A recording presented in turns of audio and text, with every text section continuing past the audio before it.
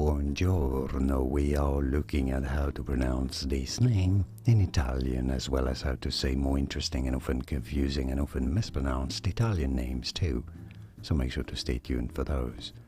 So, in Italian in Italy, this is a boy's name, a masculine name. Well, of course, the same spelling in English would be considered female, generally. And it's said completely differently. It's not Michele, but rather Michele. Michele, with an emphasis on the second syllable, and that's Italian for Michael or Michel. In French, Michele. And now you know. More videos here on how to pronounce more interesting names whose pronunciations aren't always obvious. I'll see you there to learn more. Thanks for watching.